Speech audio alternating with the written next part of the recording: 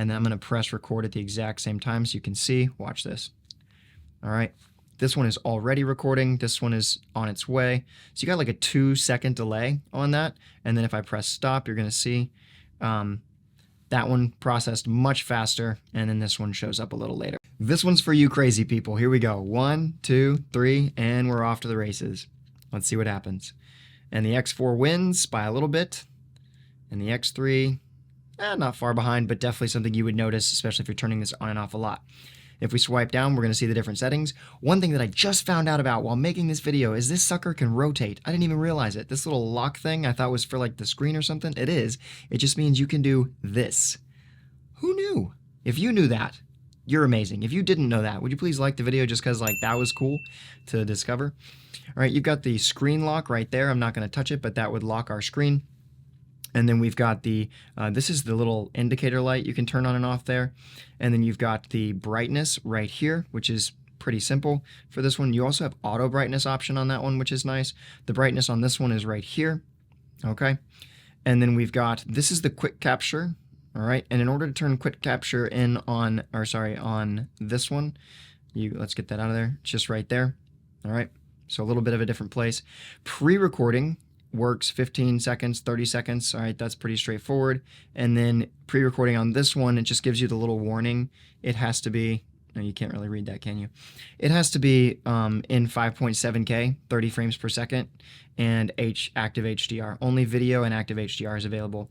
This one does let you do a time startup recording. So if I press this, it will do a time capture so you can set which time you'd like the thing to start. I'll show you that really quickly. If I put this, you can do all sorts of stuff with this. So I think that's cool if you're trying to set up for like a sunrise time lapse or maybe an evening time lapse that you're going to be busy. This one does read the text to you if you want. It's got a screen reader. You've also got the lens guard options right here, which is nice. And then volume, I have it on mute. To get the volume on this one, it's just right there. So a little bit of different stuff around the block, but overall very, very similar experience. The Bluetooth headset is right there. And then we've got wind noise reduction, or like the audio settings are right here. Whereas for this one, oops, I need to turn that off. For this one, we just have to swipe over, and that's going to give us all of this stuff. There's the indicator light right there, which is nice.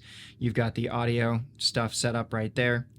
And then we've got the, that's the dive case. You tap that, that's the Bluetooth thing. And then these are some of the custom profiles. All right, and then to go to settings, you're going to go right here, and you get a bunch of other settings as well.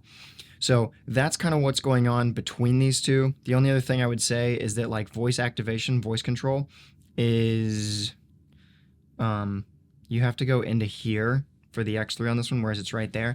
I don't even use that right now because I found that the one on the X4 is kind of, sometimes it starts recording when I don't want it to, just like picks up that I've said something that I didn't say, which is a little bit annoying.